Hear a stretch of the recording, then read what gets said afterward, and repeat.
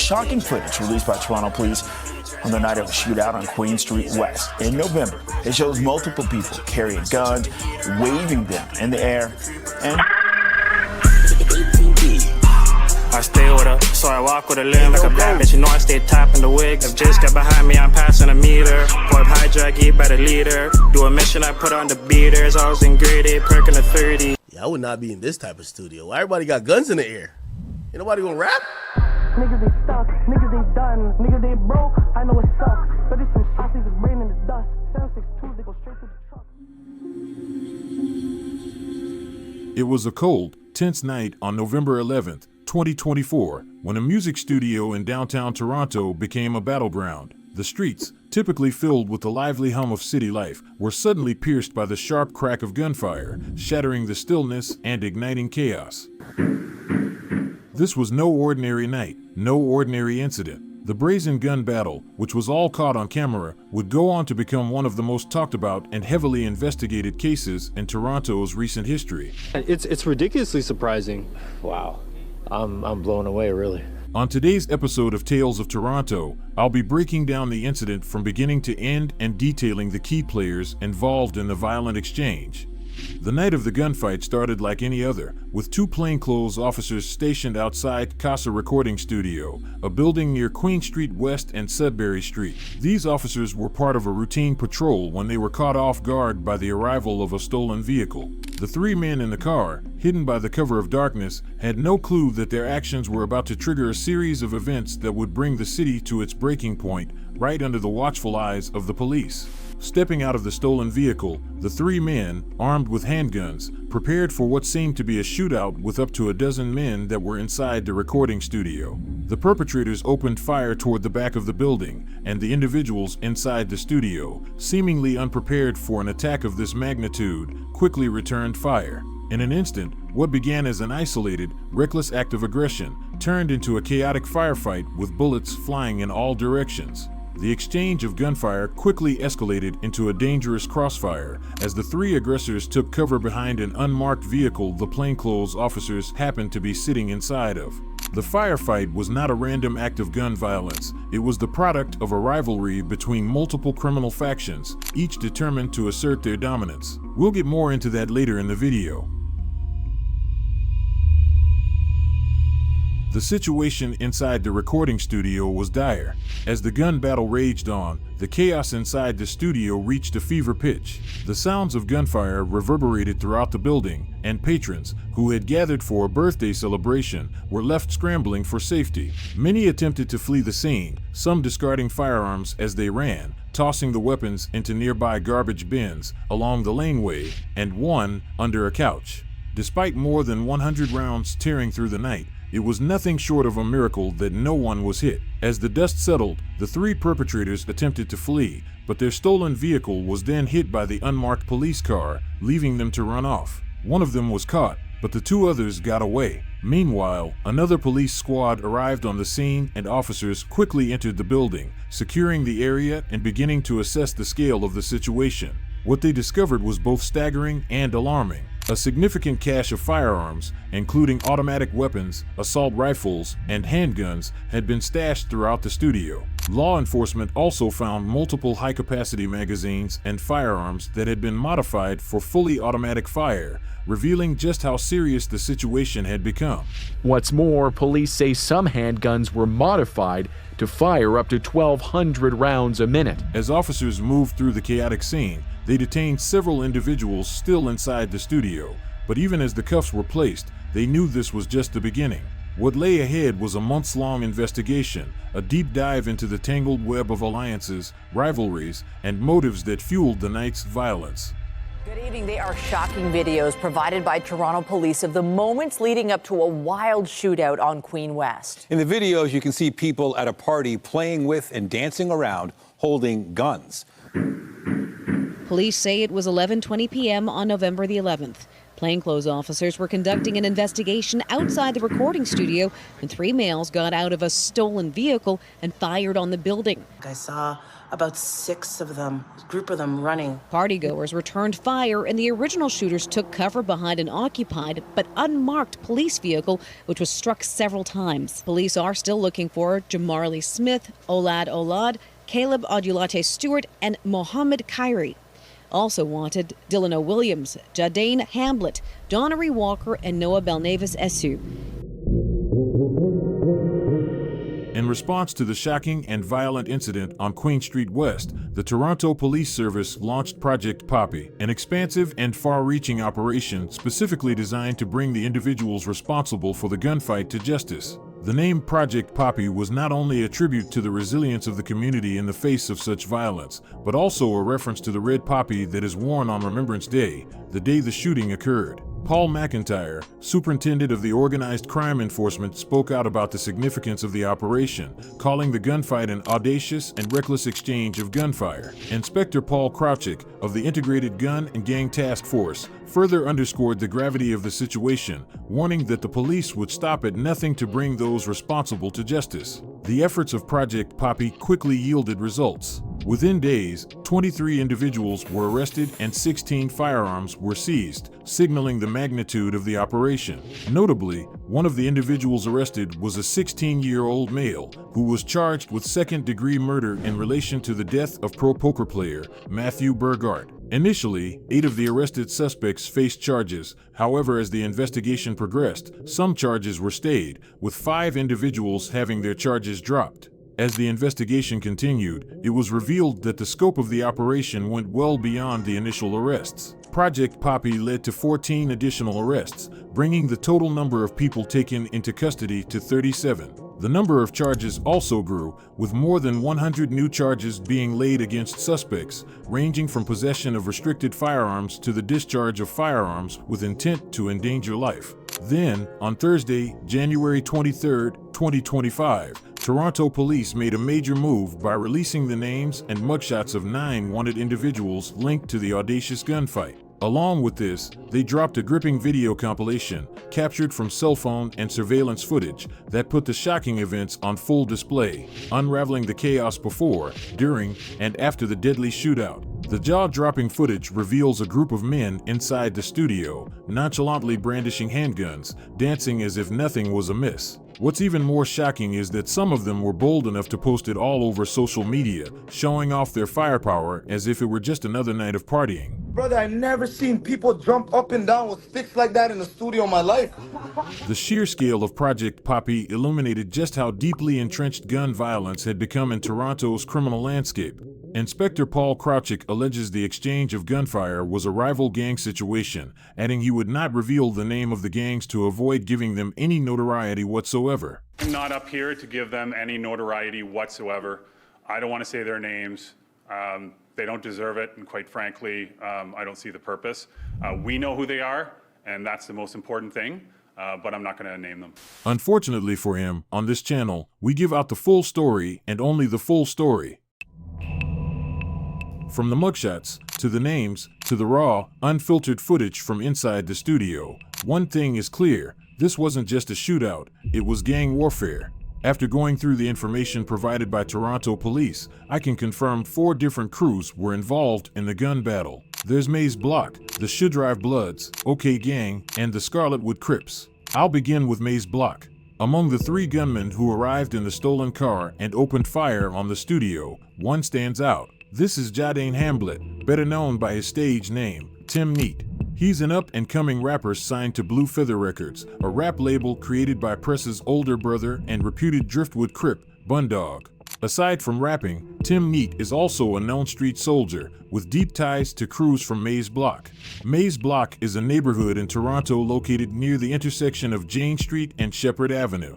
This area is known for its complex network of streets and housing complexes, which has led to its nickname. The neighborhood has been associated with various local gangs and has a history of rivalries with other groups in the city, many of whom were inside that very studio when the bullets started flying.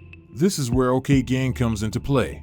Otherwise known as OKG, OK Gang is a ruthless blood-affiliated crew forged in the heart of the Lane, a tight-knit community housing complex located on the south side of Jane and Finch. Their name carries a deadly legacy, honoring O'Shea and Kwame, two close friends who were executed in cold blood during the summer of 2013. As the junior offshoot of the now-defunct Lane's crew, OKG inherited more than just turf, they inherited war. Their long-standing feud with the feared Driftwood Crips and Maze Block has fueled decades of bloodshed, with all three crews just a stone's throw from one another. In this deadly game of retaliation, no score goes unsettled, and the cycle of violence shows no signs of stopping. According to Toronto police, the majority of people inside the studio happened to be OKG members.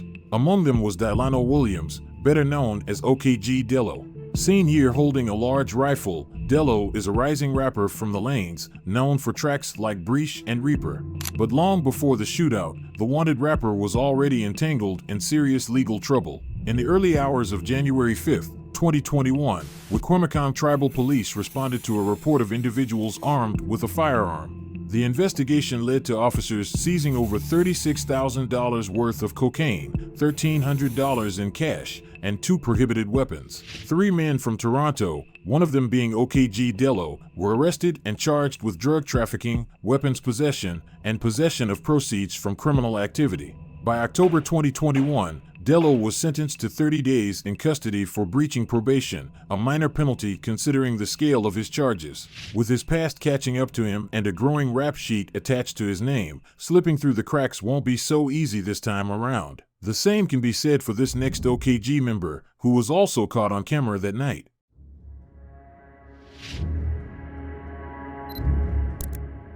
This is Jamarley Smith, better known as rapper J Sav. Bursting onto the music scene at just 17, he came up alongside Connection's own rising star, Duvee, quickly gaining traction in Toronto's underground rap scene. His raw lyrics and street-focused storytelling resonated with many, painting vivid pictures of the life he lived and the dangers that came with it. But while his music was earning him a growing fan base, his name was also making headlines for all the wrong reasons, proving that in his world, rap and real-life street politics often go hand in hand.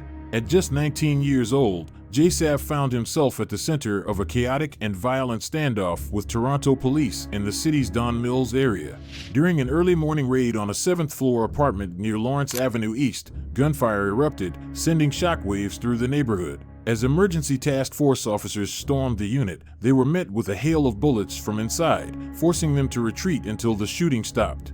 Though no officers returned fire, the standoff ended with the arrests of J Sav and 7 others, including 3 teenagers. The operation resulted in 53 charges being laid against the group, with J Sav facing 7 firearm-related offenses, including possession of a prohibited weapon. Police seized 2 guns from the scene, and the province's Special Investigations Unit was called in after 2 people were injured. Now, with his name tied to both the Don Mills raid and the Brazen Studios shootout, J Sav has become a symbol of the growing tension between Toronto's youth and law enforcement. His legal troubles continue to mount, but one thing is clear: his presence in these high-profile incidents is no coincidence.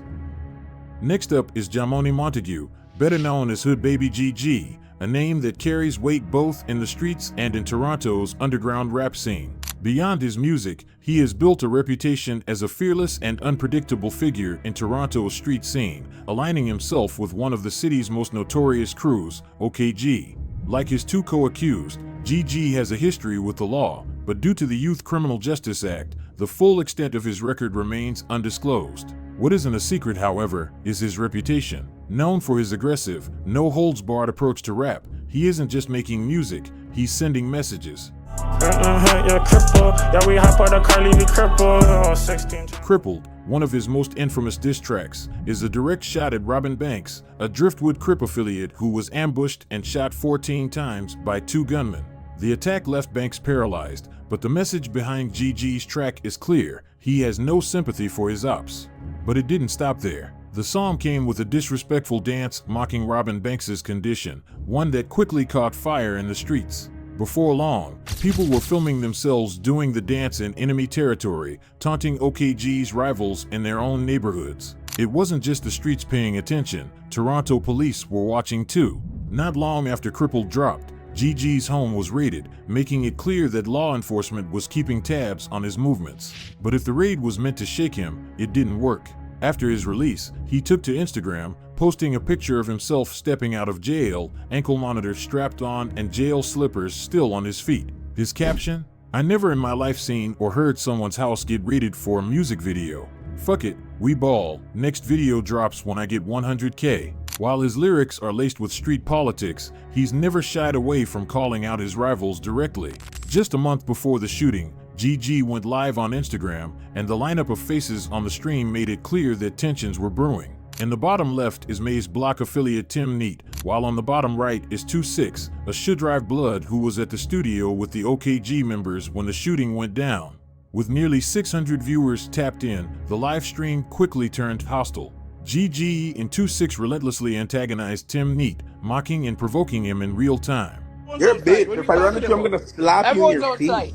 Knowing what would unfold a month later, it begs the question, did that live stream light the fuse for what was to come? With tensions running high and his name entangled in both the music industry and the ongoing gang war, one thing is certain, he isn't just rapping about the streets, he's living them. In the aftermath of the brutal studio shootout, GG and his older brother made the unexpected decision to turn themselves in, fully aware of the consequences. But cooperation didn't mean leniency. Both were immediately slapped with a long list of weapons charges, solidifying their roles in the night's deadly chaos. Another crew spotted in the studio alongside OK Gang members was the Shootout Bloods, a younger offshoot of the notorious Dixon City Bloods, the same gang that made headlines for its role in the Rob Ford crack scandal back in 2013. Their name honors Zachary Ali, aka Shmoney, a 16-year-old who was executed in cold blood in the parking lot of Kingsview Village Junior Public School. His murder sent shockwaves through the Dixon community, triggering a brutal internal power struggle that left several senior Dixon Bloods dead in the days that followed. What started as a sudden tragedy quickly spiraled into a deadly civil war, forever changing the landscape of Dixon street politics. Among the most notorious Shootout Bloods in the studio that night was Double O, a figure deeply entrenched in the city's gang warfare. His involvement in the shootout was no accident. It was yet another chapter in a bloody feud that had been brewing long before the first shots rang out. Operating under the alias Double O, Olad is no stranger to the simmering tensions between rival blocks in Toronto's northwest,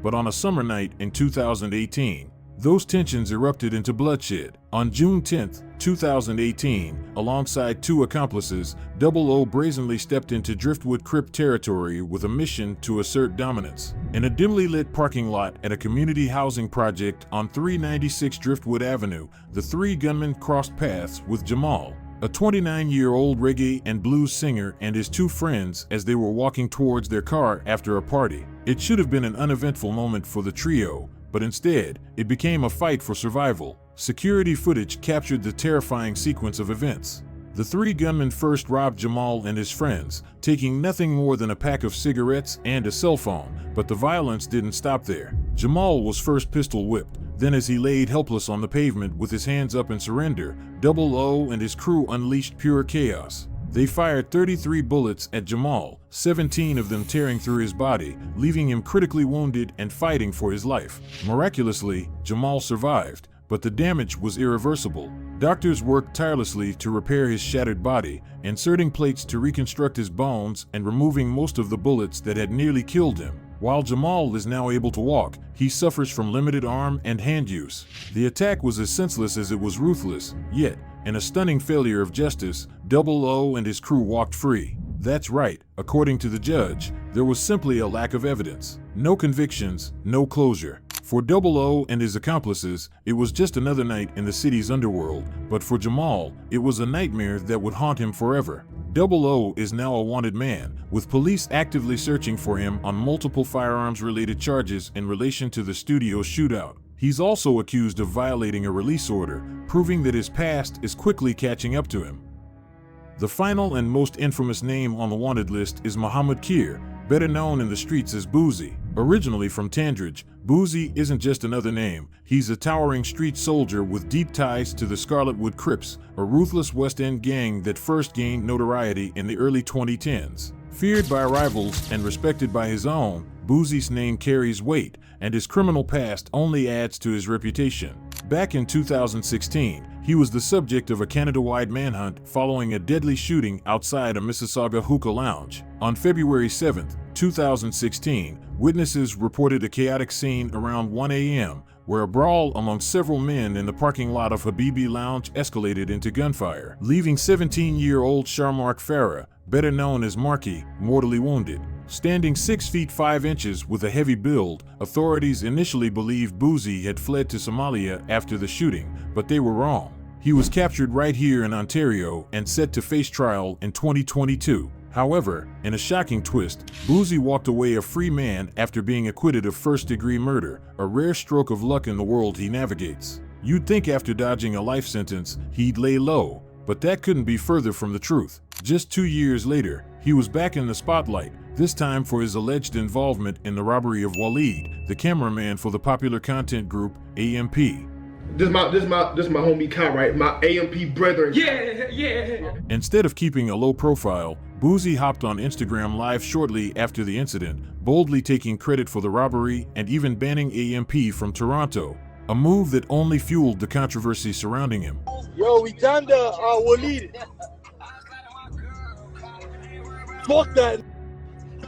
Real shit. We did it. We robbed that bitch. He had some moist in it.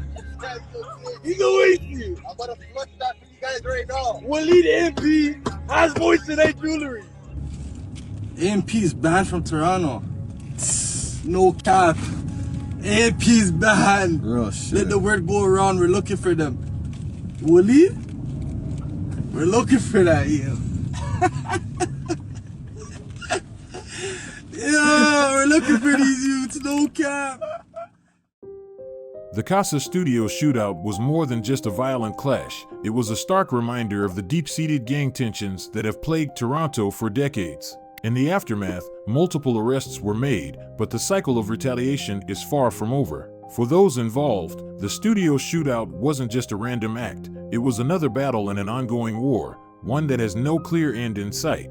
As police continue their investigation, one thing is certain: this isn't the last time the streets of Toronto will see bloodshed over these conflicts.